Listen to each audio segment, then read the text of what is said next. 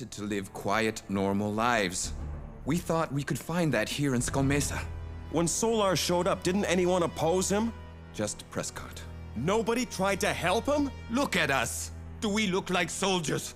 All we want is to be left in peace. Solar and his men attacked anyone who so much as questioned his authority. Then they would never be seen again. Prescott and the others are alive. Help me now and we can rid the town of these criminals. Scott, I can't! How can you call yourself a doctor? Hello, everyone, and welcome to GospelX. It's been a long time since we did one. I think this was because of, let's just blame it on COVID. Let's just blame everything on COVID since everyone's doing that right now. They're blaming their career advancements on COVID. They're bringing their ingrained toe on COVID. So let's just blame it on COVID, right, Henry? Absolutely. All right. So Henry, how about you take it away? Kick us off. What's the title of the episode? What's it about? And yeah, just gives the crowd what this general synopsis is on this episode. Go for it. Yeah. So the name of the episode is Secrets Not Long Buried. And in this episode, we get new characters introduced. Dr. Taylor Prescott. Apparently, he's another one of those people that mentored Scott Summers Cyclops when he was a kid. He went to go and found his own town where humans and mutants could live and cooperate together. And he just wants to go and see him again after Dr. Prescott invited him to the town.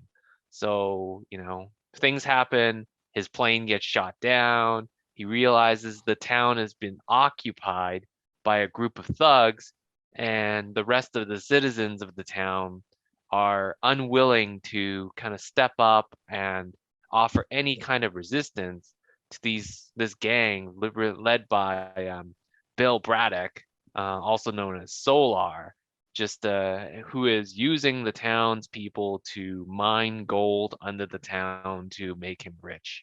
Yeah, so it's almost like, it's a classic story of the bullies oppressing the innocent, and but the innocent don't want to rise up because they just don't want to rock the boat and don't want to get themselves into trouble and don't want to be killed, right? Yeah, it kind of feels like a Western kind of genre. Yeah. You have a lone stranger stroll into town and you see the corrupt, corrupt mayor just forcing everyone to be slaves, basically. Yeah, and I'm going to do something about it. Yeah, and it's quite interesting in this episode because it touches on a couple of themes. The first theme is why are people unwilling to kind of offer any resistance when bullies or thugs or people who are evil people take over a community?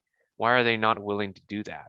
Second of all, what is it that eventually they do rise up and we're able to overthrow Solar? But what were the conditions that motivated them to do so? What was it about Cyclops coming to town that actually gave them the motivation? Because they could have offered up resistance. They could have rose up at any time. Yeah. But it's only after Cyclops came that there was a spark that made that happen. Yeah. What did Cyclops do right that rallied everyone to be motivated and to fight, right? Yeah. What did Cyclops do to motivate people to make a change, to actually be part of the change and not just be on the sidelines accepting what it is, right? Yeah. Like there was a scene in the episode where Dr. Tanaka was just saying, we're not soldiers, we're not warriors, we just want to be left in peace here, and just very adamant that they're not willing to kind of resist at all because of who they are. Yeah, and that's the scene that that the audience we just showed you in the beginning, and so and that's in reference to that. All right, so we got 2 points that we need to address, right? So which one do you want to? Well, let's attack number one first. So what are your thoughts on number one? Point number one.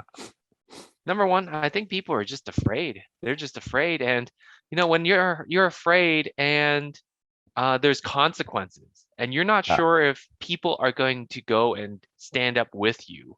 yeah, yeah, yeah. Like, why would you want to be the first person to stand up Mm, and get disappeared mm-hmm, when you don't see anybody else standing mm-hmm. up for it? Yeah. It's interesting because we may not be experiencing this in our society because we're just so blessed to be living in, the side of the world where there's freedom and etc. But then there's injustice as well, right? There's quite a few injustices in our neighborhoods, like social injustice, and then of course environmental injustice, and such and such and such, and homelessness, etc.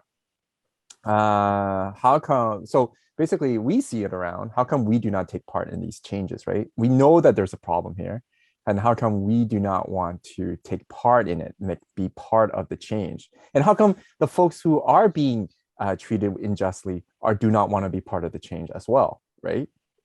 Right, Henry? So it's like, and I agree with you. I think it's just, well, for this side of the world, I think it's about convenience, not so much And about fear. that brings us to our second point of Yeah, why was Cyclops able to go and convince everybody yeah, to out of make their that change? convenience, out of their, yeah, what, so basically bring it today in this reality, like what did Cyclops do? What did Cyclops do that we could learn from that could actually bring about change in the various injustices that we see today? Right? We may not be in a slave mine. We may not be mining for gold, and our lives may not be at risk in doing it. But what motivates us to get out of our comfort zone, right? Is that what, like, basically, Yeah, and what? absolutely. And one of the things that we noticed in the episode is Cyclops was wholly willing to go face to face, engage with the people, build that personal connection. Um, he wasn't gonna just sit behind a computer and just type a bunch of messages. He went and actually talked to the people as close as he could get to build that Yeah, connection. as And the opposed people to, saw, yeah. Go ahead, go ahead. yeah, and the people saw that he was experiencing the same things that they were Yeah, when he he got went to beaten up, town. right? Yeah, he got beaten up. Um, Basically, Bill Braddock said that, let yourself go ask for help. Go ask everybody for Yeah, help yeah, because yeah, they're yeah, so afraid nobody's going to help you. And yeah, so he yeah, went out and actually asked a bunch of people to help him, but no one would. yeah, yeah. Because he did it out of, like, what he tried to do it through just mere talk, right? Trying to convince people, but he couldn't. Not until he actually was living the life of them. He got beaten up. He was put into work. He was slaved, right? Yep. So basically, people saw that Cyclops was willing to be in their shoes, like, indefinitely.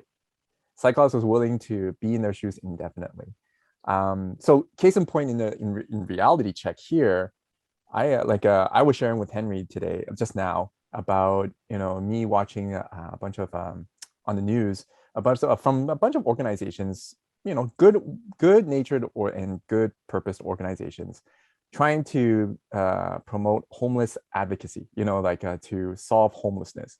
And when I was watching this news, I saw, like, I wonder if we're now more inclined to just talk, and just like Henry says, just to type out little speeches on our keyboards and just send it away.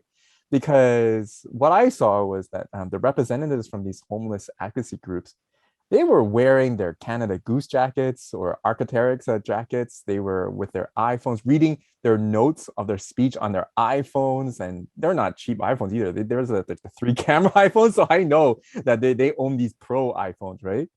And I'm like going, I wonder if we today, the reason why nothing gets done, or not, there's no changes involved, we cannot motivate people to change, is because the very people who are speaking on behalf of them can't even live in their shoes. They're like, cannot even make that connection to the people they serve, to the people they fight for, right? They're not being able to relate with them, and therefore we can't relate with them as well. Like, the general public cannot get behind them. And so it's interesting that for Cyclops, because Cyclops just basically went bare bone, no powers whatsoever, right? Am I right? Yeah, no Yep. powers. No powers. And he just went bare bone and just lived it, right? Which And so I agree with you. I think the best way to promote change and motivate people to be part of the change is actually to live in it, right? And then just to and understand it and experience it fully, and rather just not just a night out in a tent somewhere in your backyard saying, "Oh, I experienced cold. Let's go back inside." No, right? Are you part of this? Are you part of the solution as well, and not just spilling out speeches, glorified speeches with inside your Canada Goose jackets, and iPhones. So I guess it's my turn to bring about a Christian element into this, right? Yep. And I think for you folks out there, we know who did this too, who did what Cyclops did, and this, of course, Jesus, right? Jesus lived with the misfits. He lived with the sinners. He lived with the prostitutes and tax collectors. He dined with them. He was accused of being part of it. In fact, he was accused of being one of them, right? So he lived so much so with them that he was accused of being one of them. And we know he wasn't, but people started to draw close to him, even the people who were not the sinners or those who are tax collectors, etc. Those people followed, and even the disciples followed him because they wanted to be part of the change. And so that's a lesson for us to take away from this episode, amazingly enough, that we could learn from a cartoon, one-eyed cartoon, and that we can that it's not about merely talking and speaking. It's not about writing the best little spiel on a Facebook page or Instagramming our face near a homeless man, which is really wrong, by the way. But I know that some people do, right? I think it's about really truly understanding and getting into the nitty gritty of the very causes that you and I want to get behind of, and not just doing the token of saying, "Hey, I did this," and then that's it. And I think there's that fine line between tokenism and actually making change. Mm-hmm. All right. All right. That's it from me. Anything from you? No, I think we're good. All right. Thank you, everyone, for joining us in another Gospel X. Unfortunately, it's December, and therefore, this is the return of Gospel X, but also the last Gospel X for 2021. And Henry and I will be more regular next year in the coming of 2022. Right, Henry? Absolutely. And, All right. and probably we will not even do this anymore in the Zoom. We'll be more together in person, doing these Gospel X in the future. Till next time, have a wonderful week.